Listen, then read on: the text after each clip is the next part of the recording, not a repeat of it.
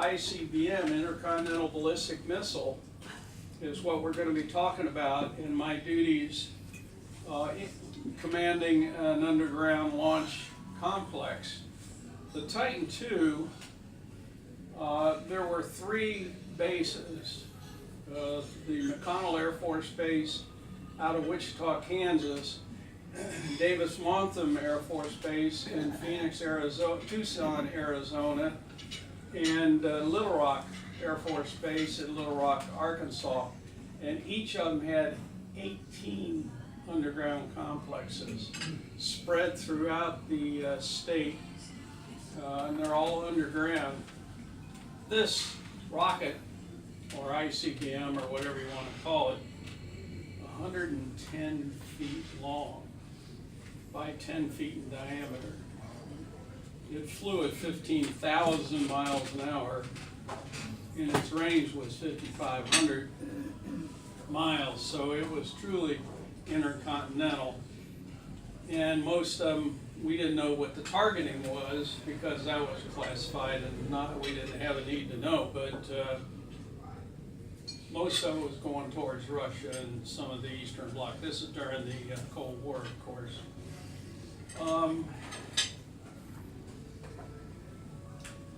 Fortunately, we didn't have to launch. Our requirement was Strategic Air Command would never, ever, to our knowledge, launch first. They would always have to have notice of an incoming missile launch towards us, and we would launch. We had 20 minutes between being able to pick up the fact that somebody had launched towards us, 20 minutes for that nuclear warhead to reach us, and then it was World War III and the end of civilization as we all know it, plus the end of our families and the end of our children and everything else. But so it wasn't a easy duty. You had a lot of responsibility as a commander of one of these nuclear weapons. The reentry vehicle, the thermonuclear warhead on it was a 9 megaton warhead, which was a huge warhead. And the first handout is a picture from an airplane of the launch complex, what you saw that was ground level. And in that was the launch duct door, which was a huge thing. It was about that thick of reinforced concrete and steel on railroad track wheels and locked down. It was, I don't know, 55 feet by some odd square, and weighed so many tons because it was supposed to withstand an incoming close miss nuclear inbound explosion. And that door would open between 17 and 21 seconds. So it was quite fast when it did open, when we were going through the launch sequence. We also had fence surrounding the whole area.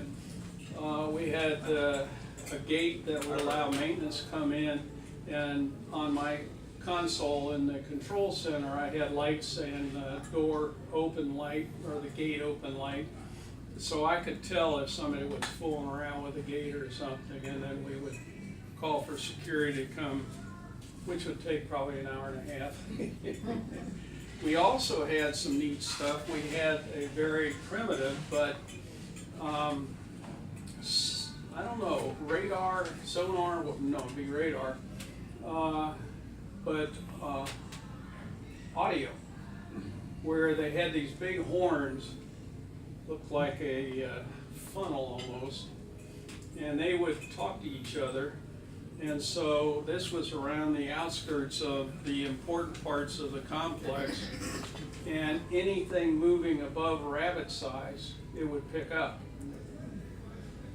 And then then we'd get an alarm down in the control center, and we had a button that we could lock everything and, you know, close off the air shaft and everything.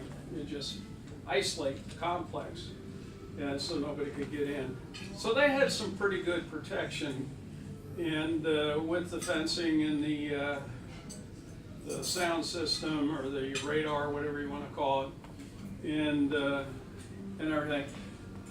On page 2, you'll see a depiction of the entire complex underground. In the middle, you see on the right side, you'll see where the what we call a silo, and that's where they stored the missile on a huge ring. It sat on that and had explosive bolts that would blow during the launch sequence. And if the missile were to ignite and start its launch, we had water tanks, 100,000 gallon water tanks that would spray water into the exhaust to reduce the sound. Because without it, the sound of the rocket going within those walls would be so much it would destroy the missile. So we had to have water attenuation. And that was another thing that was kind of neat, with these huge tanks of water to spray in the ignition area. In the center, you see the access portal and the stairs, about 4 flights of stairs coming down, and as I mentioned to some of us, about 3 flights down, you had all the stairs were surrounded by, let's call it, chain link fence. So you couldn't get around it, you had to come down the stairs. And on the third to the last level, no, the second to last level, they had an entrapment where you had to get to a door and it would open, a screen door, but chain link door. And you had to be accessed that to open it, and then the people would come in, shut the door, and we had a camera to verify, and also a sound system where they would verify the password, and then we could open up the bottom door and they could come in what's called the blast lock area, which was the horizontal portion behind the entry area. This had 4 huge doors. They were about that thick, and they had pins about this big, 2 of them at each door, and then hermetic seals around it. And when you shut those things, and those pins went in, there was no opening them, unless you did it properly and mechanically and hydraulically. So the door would open. The door had to be closed before the next door would open. That was another trap in case somebody got through the fence work, so to speak, and came in uncleared. You could entrap them within the blast lock area. And then you had two more doors, one going to the missile silo cableway, and one going into the control center. The control center is this sort of egg-shaped portion of the complex. We're talking about maybe 30 feet below ground, all of this. The 3 levels on the control center were all I-beam riveted together, and those were suspended from the top of the eggshell by large, big old steel beams, or not beams, but rods that had large springs wound around it. So if anything came in and impacted, nearby, the springs would take it and the control center would not be disrupted. or shaken too much at all. You could actually get the 3 levels. There was 12 inches between the wall of the control center and the floors of the 3 controls. So that was the control center. Level 2 was where our operational place was. Level 1 had bunk beds, would sleep 4. We also had a kitchen. We also had a shower and toilet area. Level 2 had all the commander and the deputies' consoles, plus all the procedures we had to go through. Yeah. You said, I mean, this is the control center. You said you had 8, and this controlled 18 silos? Did each silo have a? Each silo had 1 control center, but there were 18 complexes throughout Kansas or Tucson, Arizona area, or Little Rock area. 18 of those.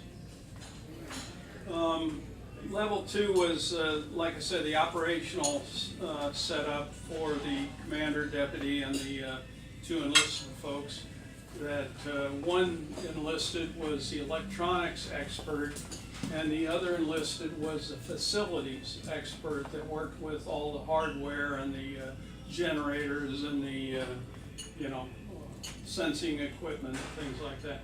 Level 3 of the Launch Control Center was electronic black boxes and all the things that ran the equipment on level 2 and stuff, the air conditioning systems.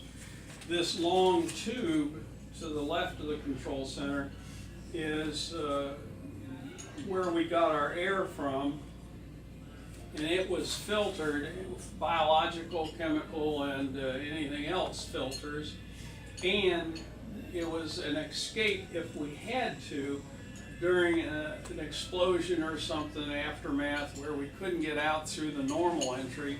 We had a hatch to go out through there, and then there was a ladder going up to the top. We had the ability to lock that air intake, so nobody from the top could go in the event of a threat situation. There were 9 levels on the launch control area, not the blast lock, but the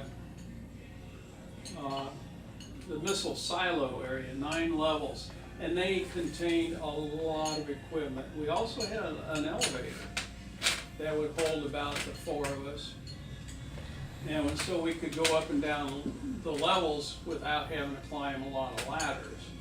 They had a bunch of stuff. They had a diesel generator that would run the entire complex if utility power was lost. The diesel generator was as big as a locomotive engine's diesel generator. It was huge. And sniffers, they had sniffers. The fuel and the oxidizer we used on the Titan II were so dangerous and hazardous that they had sniffer vapor sensing in each of the levels along the entire missile in the launch duct.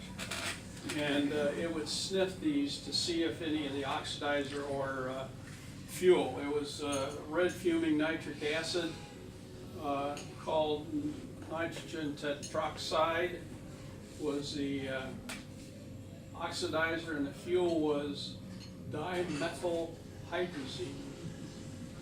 And if any of it, on the oxidizer,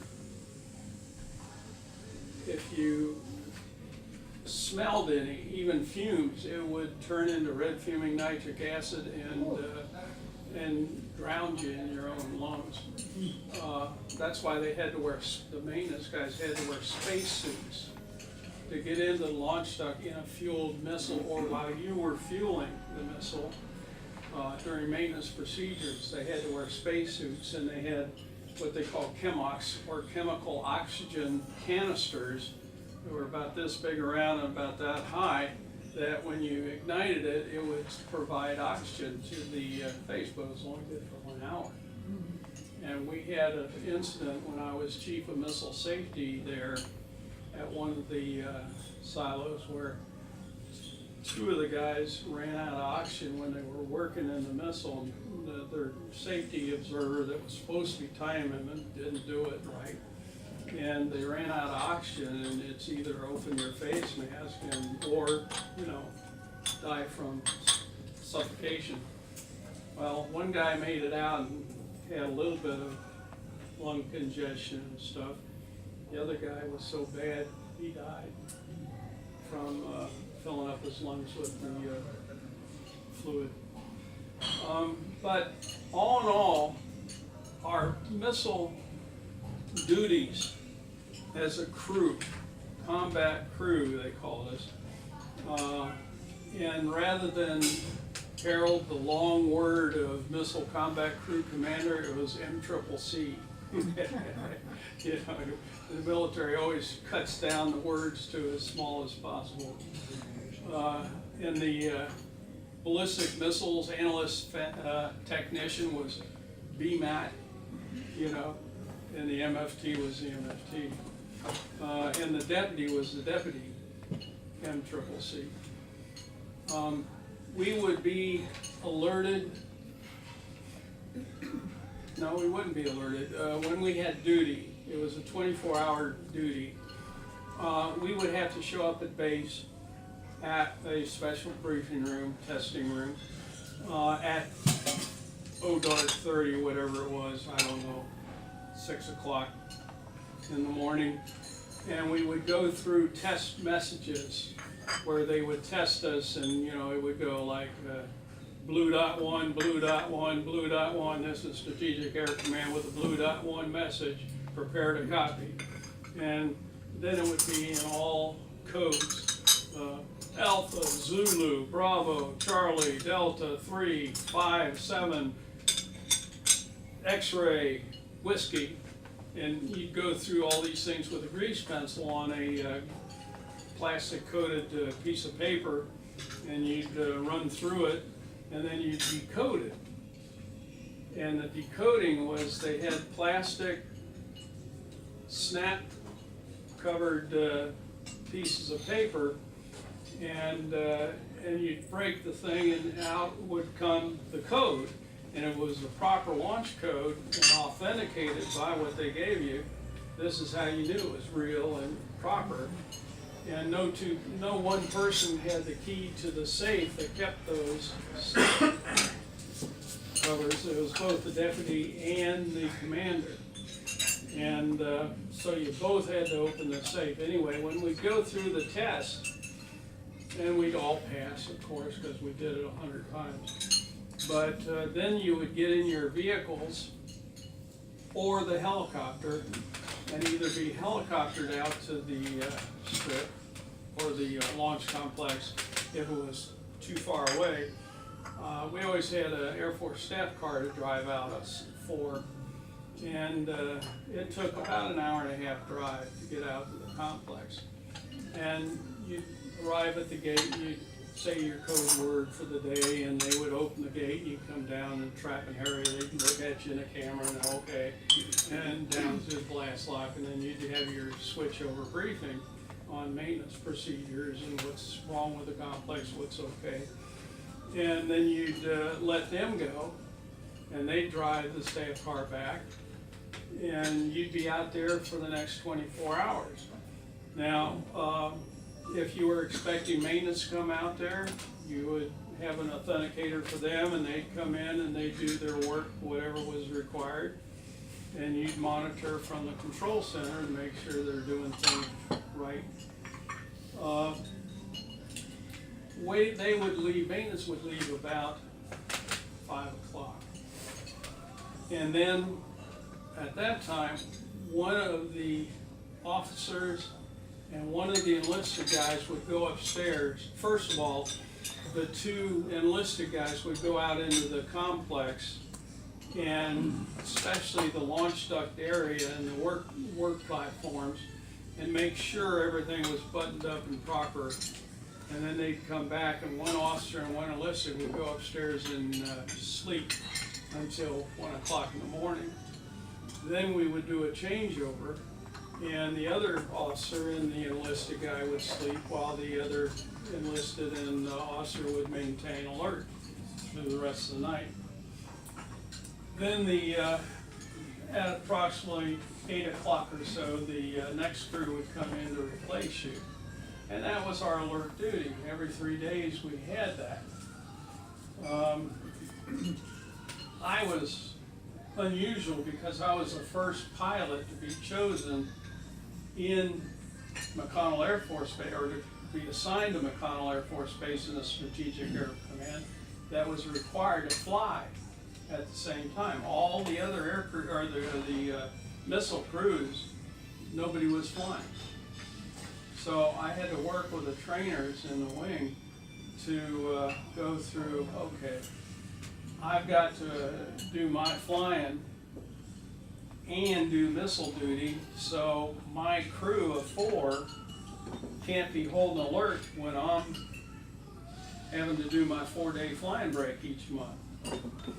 So all this, the other crews thought this was buried, so I was getting to fly as, you know, my whole crew got off for 4 days when they couldn't and everything, but the flying was no fun at all either. A lot of work to it. But this is basically it. And then all the time you had checks, you had to go through the simulator and get your evaluations. I was fortunate to have a really outstanding crew with me, so I only had to spend 9 months on as Missile Combat Crew Commander. And then they chose me to go up and be the Chief of Missile Safety at the headquarters in the wing, and take over all safety responsibilities and training for the 18 complexes. So I, as Chief of Missile Safety, I had 18 complexes I had to ensure safety procedures were complied with, and the training was fantastic and all these. Plus I had to train all the colonels on base on accident investigation. Okay, Colonel, if an operator calls and some farmer out in the middle of podunk nowhere calls and said, hey, one of your silos is spraying smoke, what to do? And I took about 9 or 12 months writing up a accident investigation checklist, big thing. It had 22 teams, operations, hydraulics, explosives, fuels, everything. And I had to learn all their jobs in an accident situation to be able to put all those in a checklist form. And it took a lot of work. Nobody had done it before, and the inspectors that came in from higher headquarters really loved that. Hey, Lee? Yeah. Now, we got these papers you gave us here. Is it all top secret and we can't leave this room? There is no more Titan IIs. They were destroyed many years ago during the SALT agreements after I left the SAC folks, but the Titan IIs are all gone. A lot of the silos have either been destroyed or sold to private citizens as homes underground. 1 or 2 have been sold that way.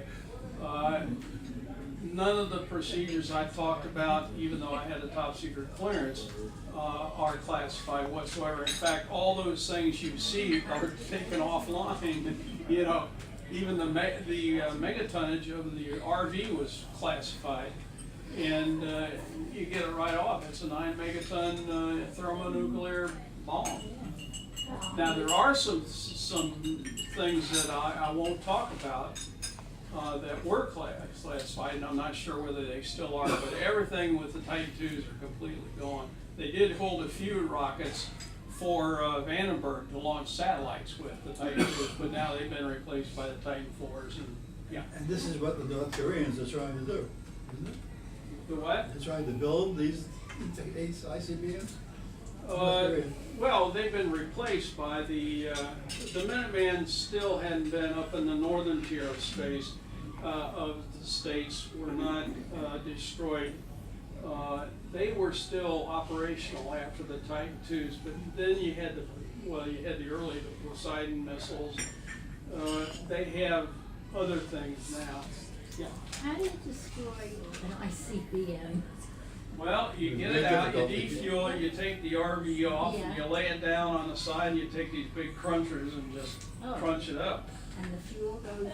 Well, you put those into trucks. and Now, so- what they did with the nitrogen tetroxide and the dimethyl hydrazine, I have no clue. I don't, it may have been able to chemically reduce their danger. But the fuel, if you got on your skin, would kill you. Oh, Lord. I'm telling you, it was dangerous stuff. Wonderful story. Yeah, thank you. Thank you for your service. Yeah. Hey, Lee, Yes. what was it about you as a military person, and what was it about you as a person in general that you believe caused you to be chosen for this incredibly responsible position? I don't know. Like I said, I wasn't even sure, I had no indication or no, idea that I was even up for an assignment until I got called there by Tower, saying, hey, you got an assignment, come in and check with your ops officer when you get on the ground. And, I had no idea. And, I'd heard that some, I won't call him by his, what we used to call the rear echelon.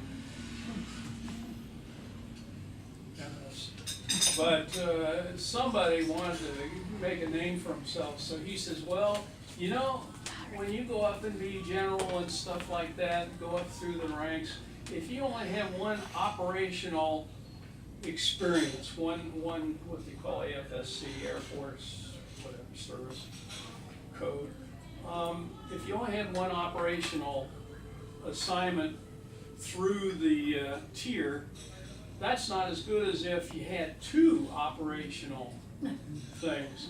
And so we want to have what's called the rated supplement program. We want to organize it where flyers who are only flying and everything and doing their op officer and squad commander and things can actually go through this. Have a second one. So that's where, and I'm going into the strategic air command, never been in the SAC before.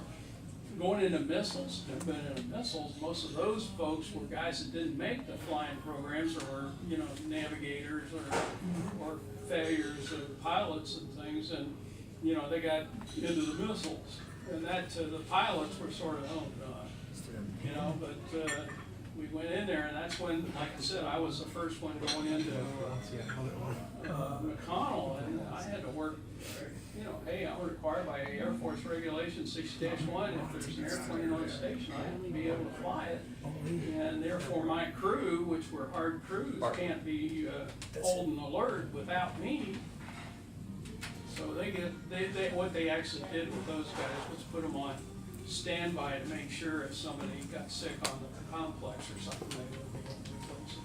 How long did it take to build one of those underground complexes? I have no idea, they were built way before my time. Really?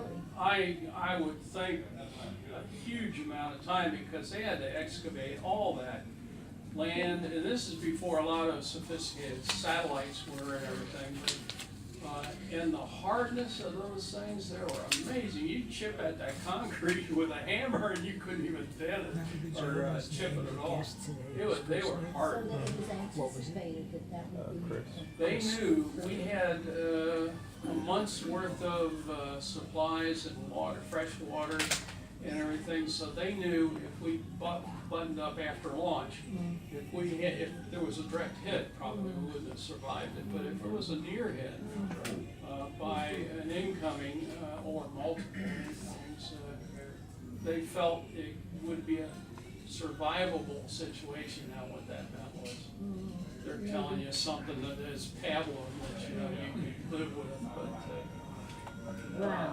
we knew that, you know, all our families, we used to have Thanksgivings and Christmas on the alert facility in the control center. Our wives would come in, our children.